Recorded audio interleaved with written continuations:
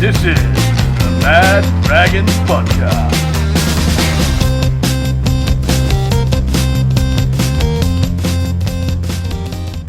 All right. So we'll talk about Sunday night's game. So I don't know if you've seen it or Cleary went down pretty early in the game. What are your thoughts on that game? It wasn't much of a game, to be honest. I was there. My young bloke played in the New South Wales Cup before it, so I was there watching that, and I watched first grade till half time, and then I come home, and it's a pretty that slot, that 6:20 slot on a Sunday is a hard one to to get up for, especially the Penrith boys will come back from Origin. Mm-hmm. I thought the Dragons were good in the first 20 minutes. With all the upheaval they've had this year, it's going to be good when they announce their new coach and get on with life, I think, because at the moment they're kind of like they're treading water a bit, the old Drags. And, I think Penrith did enough to win the game. As I said, the players backing up. Obviously, Cleary being injured was a major injury to not just Panthers, but New South Wales as well. So, and we've seen the last few days the furor develop over who's going to play 7. Yeah. And everyone's got an opinion on it. So, it was a disappointing game, I would say, because in terms of Penrith, because they lost their best player. Yeah. So who's your pick for New South Wales 6 and 7? I think Luai deserves his spot still. I think you've got to kind of play your way out of it. And I don't think he played that bad in Adelaide. I was down there for the game, and I'll just put Nico Hines in. Nico, I'll give you a scenario. If that happened in the first Origin after 20 minutes, who goes on for Nathan Cleary? Yeah, Nico. It would be Nico Hines. Yeah, it would be. That's right. Yeah. So let's just put him in. I mean, I've got a feeling that if he doesn't get picked now, he never will.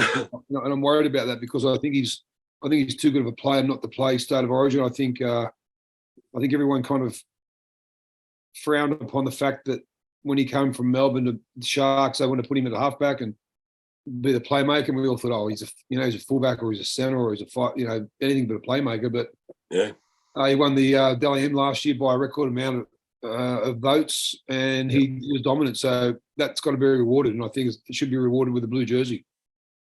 Yeah, yes. Sorry. Go on, just.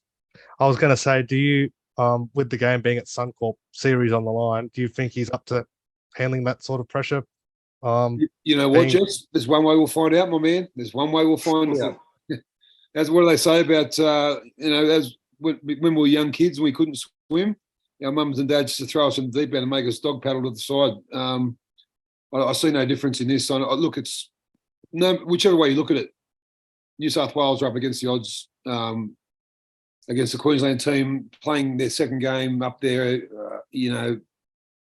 Some forwards coming back for them, Kafusi and Nanai all finding form. So maybe they might start favourites for once in a blue moon. Who knows? I think they deserve to start favourites, but they probably still won't.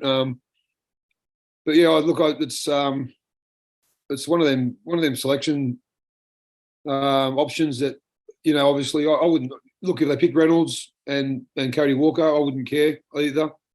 I wouldn't care if they picked Nico and Reynolds. Like there's the combinations there, but I just think Nico straight in for. I don't think we can make too many changes to a team that was down by 10 points. They got back in front 12-10 and basically just that last 10 minutes, you take that away from the game, which I know you can't, but they'd like to have that time over again because, I think they played a panicked, New South Wales played a panic type of footy, which Queensland were the ones behind with the 12 men. So Munster come to the fore again, didn't he? He was great. So up there at Suncorp, it's going to be harder for us, boys. Yeah, for sure. Big All right, any questions? Yeah, I want to ask you about your 1991 premiership, mate. You're part of the premiership winning team. Tell us your fondest memories of that year, and and the grand final game. I think I think it was so special because we lost the year before to the same team, to Canberra. And my biggest memory of that game was that I used to always watch, I'm 54, so I watched a lot of footy. And I always watch all them games, and you'd see the losing team on the field after the game in tears. You go, I'll never do that. That's fuck me. What's that? Here I was that bloke doing it. I was the one laying on the ground tearing up. I couldn't stop it because it's such a long year. Then you get to the last game and you get beaten. It's hard to take. And four of us were lucky enough to go away on the Kangaroo Tour that year. Myself and Brandy and Freddie, Johnny Cartwright, and we went away. And I think that was kind of the start of our build up to the grand final, because we saw all these teams and players that we played against, the Tigers with Ciro and Blocker and Benny, the Broncos with the Walters brothers and Alfie Langer and Hancock, and the Raiders with Lazarus and Stewart and Daly. These were all teams and that were intimidating to play against. And when you see them away on a Kangaroo Tour for 3 months, you see that they're just like you. They miss their family. They're emotional. It kind of took away that wall that, because don't forget, back in late 80s, early 90s, not every game was televised. So, it wasn't until about 96 or 97 when Fox came on board and every game started being televised. So you wouldn't really know much about a lot of teams, and they'd have this kind of fear factor about them. But as we went on the Kangaroo Tour together, it kind of broke down on the walls, and we come back. The brown and white jersey was gone. Well, now the licorice all sorts. Which I liked the jersey. As soon as we got back, we looked at them, we liked them, and then we played in a pre-season competition called the Tooth Cup or something like that. We got to the grand final of that against the Broncos up at Darwin, and they beat us there, I think. And then we went through the whole season and only lost three or four games in 91. And then grand final come around, and it was a bit different to the year before because it was Roy Simmons' last ever game. And, to me, he's Penrith. He was our first Australian representative, and he holds a big chunk of our heart in Penrith. So he was very emotional before the game. And then at halftime, we're down 12-6. Exactly the same as we were the year before at halftime. And Simo basically got up and asked Phil Good, could he have a chat to the players, because he wasn't captain at the time, Brandy was. And both Brandy and Gus said, yeah, of course you can. We'll go. And he kind of got up and just spoke for about 2 or 3 minutes. And as we ran out for the second half, there wasn't a dry eye in the dressing room. About 15 minutes into the second half, we made a tackle. We dislodged the ball. Paul Smith scored in the corner, and then the touch judge come on and basically said that it was a high hit. And I blew up and said, "Man, you guys don't want us to win the comp. There's just because we're this team from the West, you don't like us, and blah blah blah." Went off the touch judge, got sin bin, and then at first I thought Billy Harrigan set me off, but he didn't, thank God. So when I got sin bin, and as I went up to the dressing room to wait for 10 minutes, I could feel these footsteps behind me. It was Gus Gould coming up behind me. He said, "Mate, don't feel sorry for yourself. Get out there and help us try and win this second half." And the 10 minutes went for about an hour. It was a long time to be in there. And you hear all the roars, and there's no TVs up there to watch. So you're thinking, what's going on? I'm on my own. So I ran back out down the race with about 30 seconds to go, and I saw it was still 12-6. So that was good. And watching the game back, I watched how our forwards just kind of held their own, and I kind of added this new fresh reign of a bit of excitement to come back on. I was fresh, and anyway, we had a move called North Sydney that I remember, and I wasn't in it, but we called it when I was on there. And about 3 minutes after I come back from my sin bin, and I was at the right place or the wrong place at the right time, because I got the ball and I threw a ball around the corner to Brad Fittler, who then got it to Brad Izzard, and we scored on the post. It was 12-all of a sudden, and then it was the Mad Momentum was ours, even though we didn't run away with the game. We scored at the end, and we kept peppering their line, and they done some try-saving tackles and stuff like that. But Roy Simmons scored. It was a short dropout from the late, great Scotty Gale. and I saw that it was going to come my way, so I charged onto the ball, and it kind of just bounced up into my chest, and I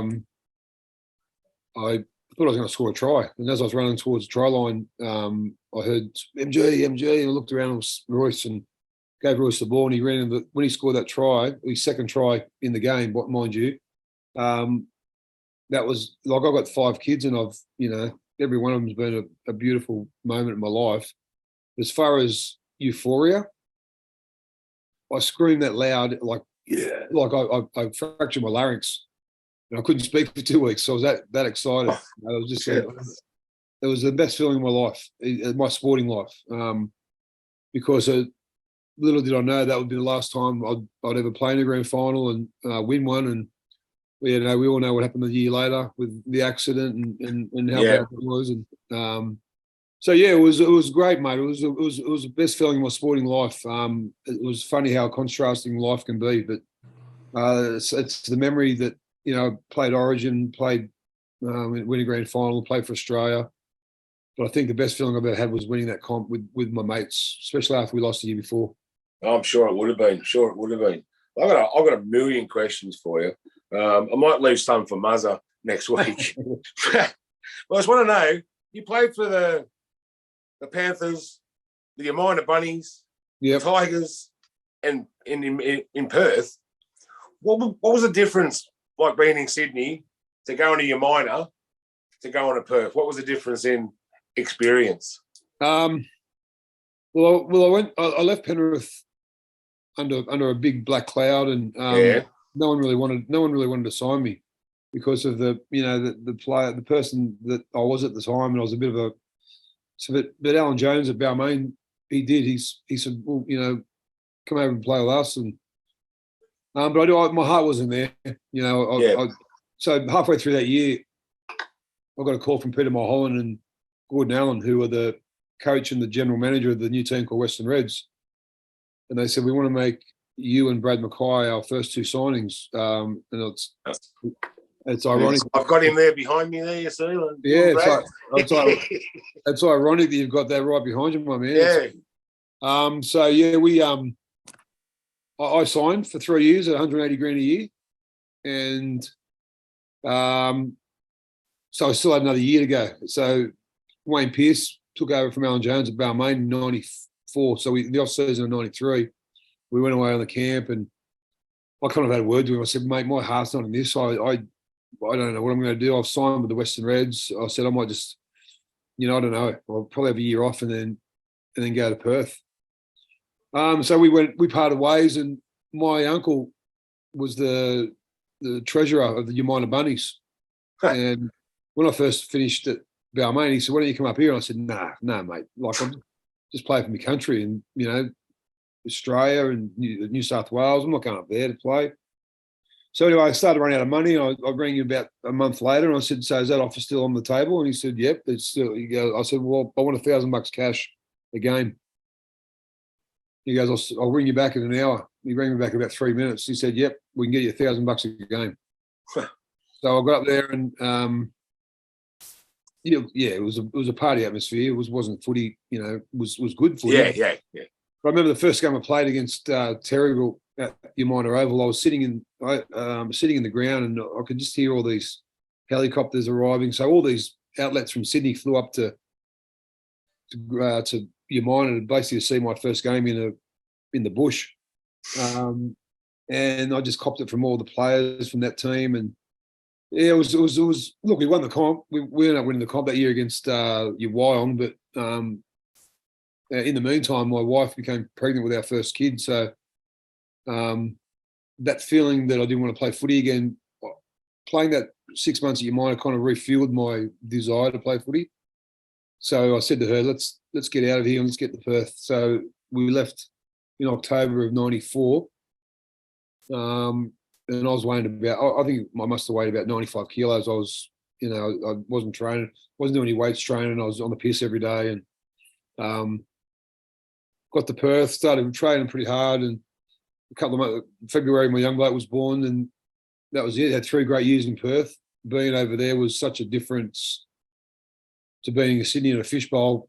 You go over to Western Reds, where it was all AFL dominated. You know, they're an AFL dominated city. So I ended up having 3 kids over there. 3 of my children were born in Perth, and come back to then the Reds folded in '97, the end of '97, and bloody. I was wondering where I was going to go because this new team called Melbourne got all our players from most of our players and the Mariners and some of the Adelaide Rams and they said no, they don't want you. So I rang Roy Simmons. So this is how the wheel turns, because my grand final playing partner was now coach of the team that I wanted to go back to. Very nice. 7 years later. So I had to ring him up and say, mate, look, you know, I'm still on. You don't have to pay any money because I'm still on a Super League contract, and I was for another 2 years when I go back. It's nice. So 98, 99, I signed a 5-year deal with Super League, which was a lot of money and got me out of a lot of debt. Yep.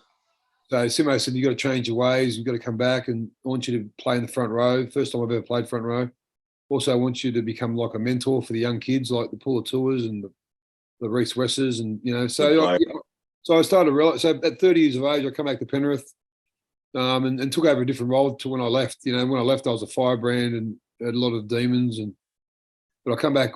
You know, had my 4th kid as we come back, and life was good. The last 3 years were really good. I played a different role at Penrith, and I'm in the house now that I bought this house in 1992, and then went away and I rented this out for a while, and now you know they've got me 5 kids here with some of their partners, and so yeah, still in Penrith. Nice. We'll never lose them. So it was a plus passing Moshi Simmons that ball to get him his second try. Yes, exactly. That's why he gave me the job. 100%. You gave me my second try in my last grand final, my last game. Yeah, he had to give me something, didn't he? He had to give me something. He had to give me something. That's right. Yeah. I've just got one more for you. You retired in 2002, and you become a successful media personality. You have been to charities. You do a lot of charity stuff.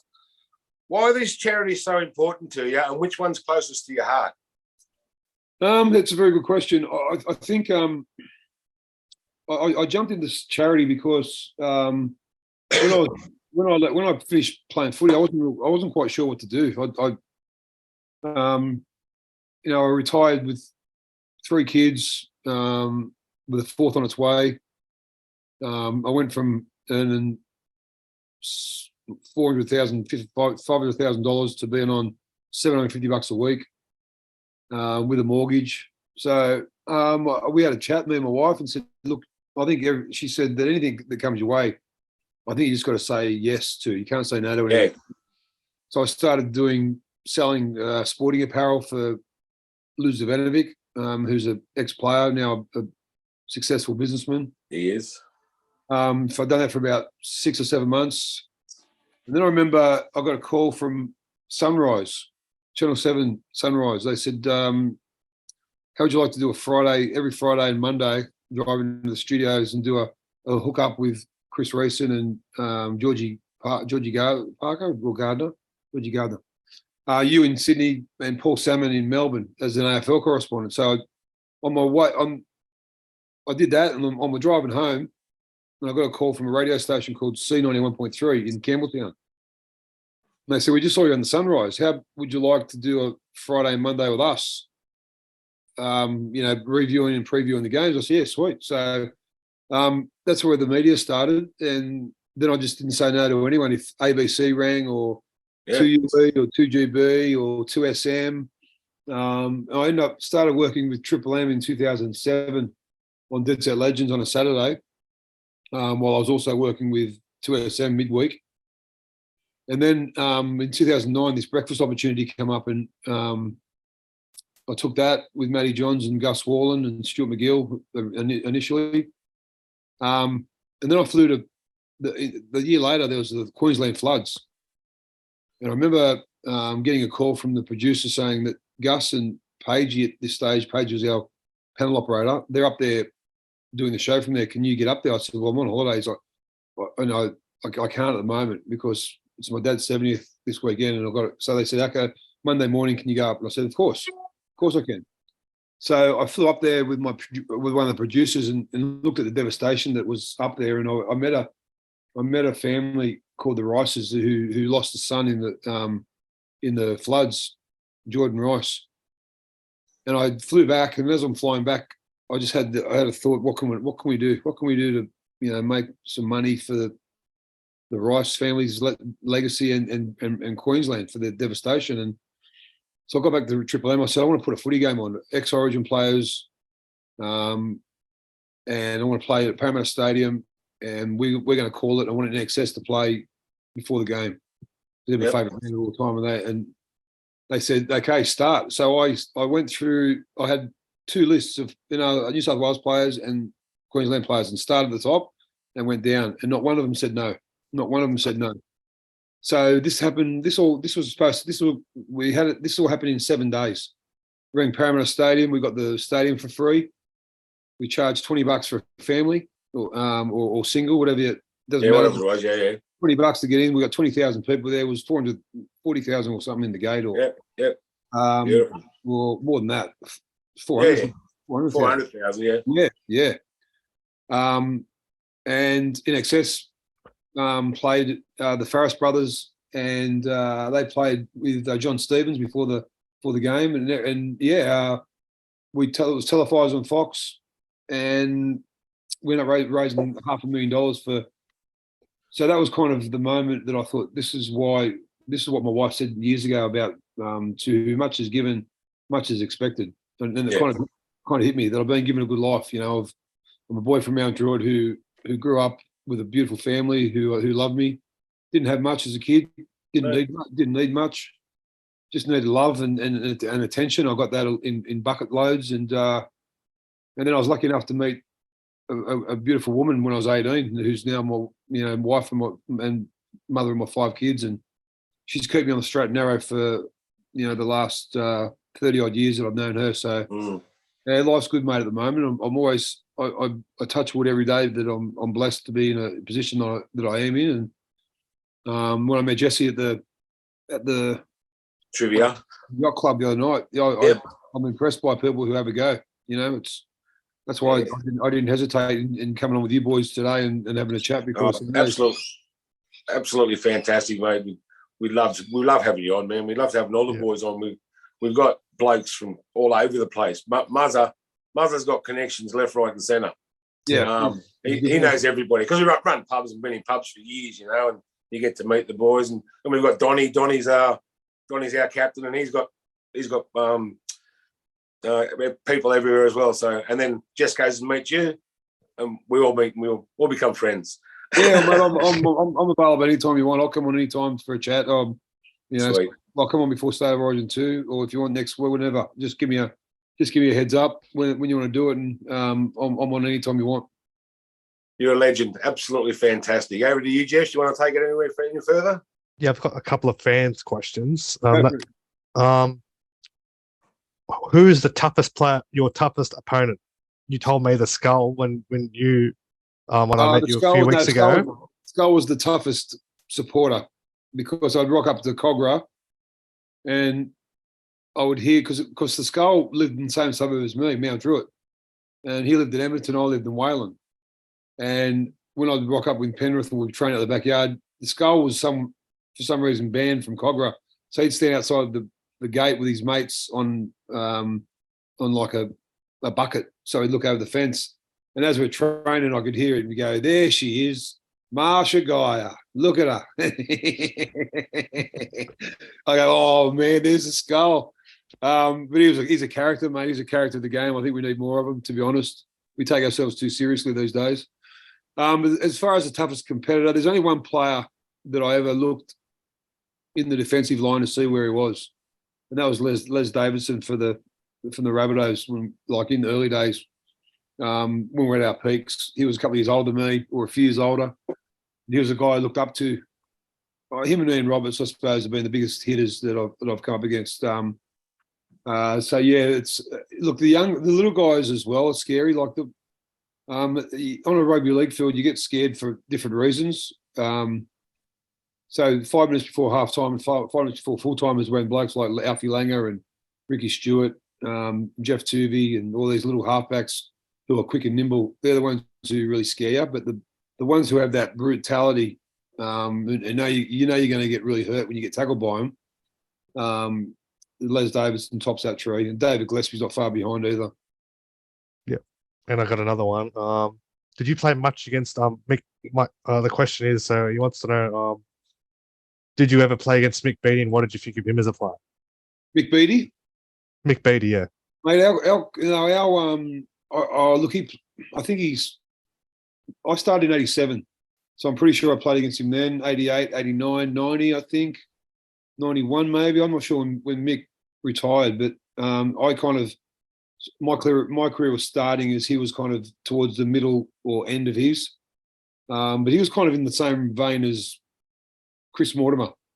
You know, they remind me a lot of each other, these tough centres who you needed back in the 80s and 90s, because these days I'm 6'5" and I was 107 kilos at my peak. I'm about 112 kilos now. Mate, I'd be a centre or a winger these days. The body shape of rugby league players has changed so much that it's phenomenal. The game's never been. So they say that it's not as tough as when we played. And in a way, that's right, because players these days know they can't get punched in the head. When we played, we knew that if we ruffled a feather of someone, there's going to be punches thrown.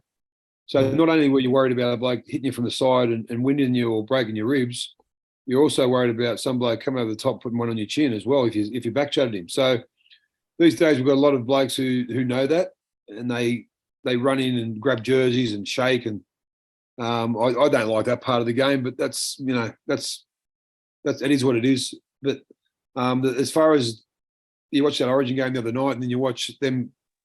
The reason I know the game is as tough as it is because it's getting harder and harder for blokes in Origin to back up 3 or 4 days later. Their bodies just aren't. We've got to protect them from themselves. They've got to work out some way that we've got to, lessen the load around Origin time, because it's such a brutality of an arena now. There's such a coliseum that we've got to think of ways that we can reduce the impact on the blokes who are in that arena, some way, shape, or form. I don't know whether it's.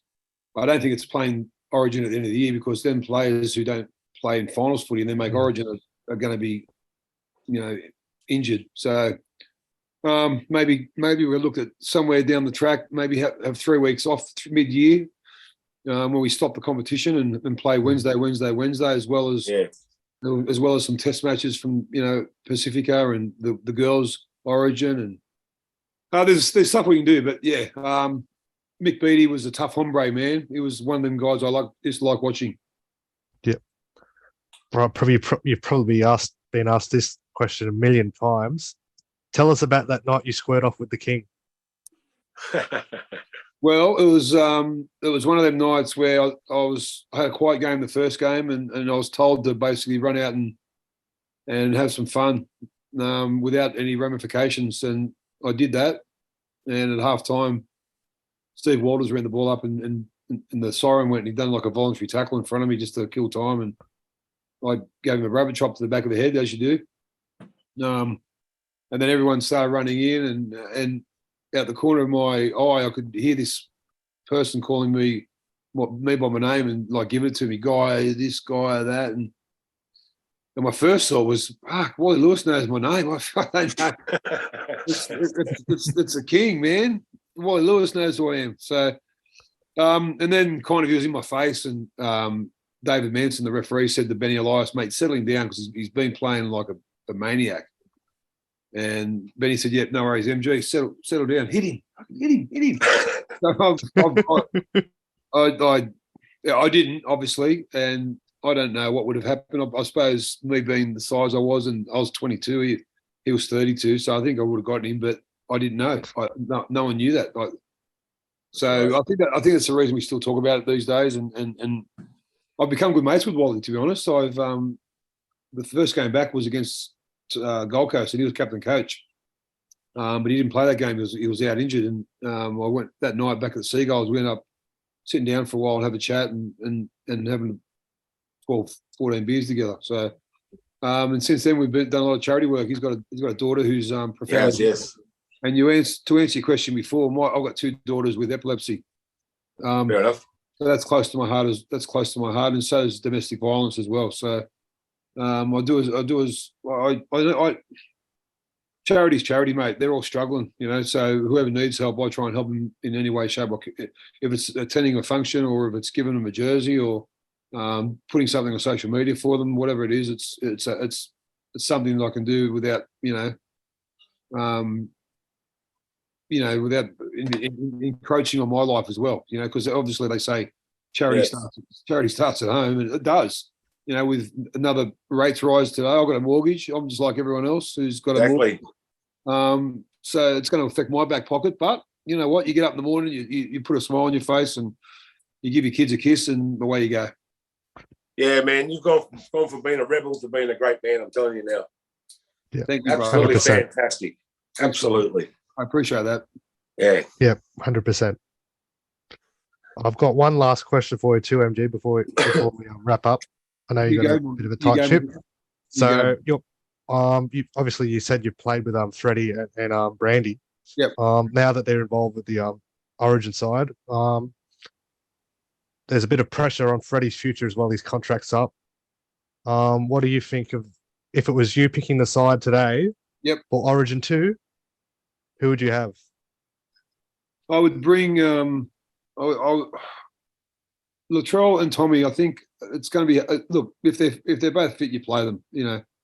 I don't know. I'd have Fox on the wing. I think I'd put Campbell Graham on the wing instead of Fox. I think Stephen Crichton I'd put on the other. Oh no, you got Brian Toll, haven't you? Sorry. No, I'd have Campbell Graham as a. I don't know, because if Latrell and Tommy don't play this weekend, well, I think Tommy is playing. He is. He's got cleared today. You got to put them in. You got to, I think Liam Martin's got to start. I don't think it's wholesale. I'd like to give Pengai Jr. and Hudson Young another go. You, as a forward, you get lost. My first game was a shocker in Origin. You just kind of chase the ball because you're not used to the speed. So I'd like to give them another go. I wouldn't make wholesale changes. As I said, we're down 10-0 and we fought back. So I think Nico in at 7 for Nathan. You do a bit of maybe Spencer Leniu on the bench. I don't know. Who else we got? It's Cam Murray could be injured with his groin, so maybe Kalamatangi or Bolakawatu. Maybe even Jack Bird. I don't know. I think Jack Bird's a bit past it, but yeah. I like Kalamatangi as well. He's a good player. I like him. Yeah. Do you think they need? There's been a lot of talk about 2 dummy halves. Do you think Cook and Coruscant? Yeah, I think so. I think watching Queensland in the first game, I think so. I don't think if we took Cook in the first game, he would have played a lot more minutes than Nico. Yeah, and then Cookie, if need be, can play anywhere in the field. Like he's quick, he's fast. So I look, pressure's on Freddie. He knows that. And they've got a good record in their second game, so hopefully we can go up there and beat these pesky cane toes boys, kick their ass. Let's go the Blues. Yes. I won't say anything. Queenslander. He's a Queenslander. MG, yeah. Was that a fin? Was that a fin up? Fins up, mate. Fins up. Yeah.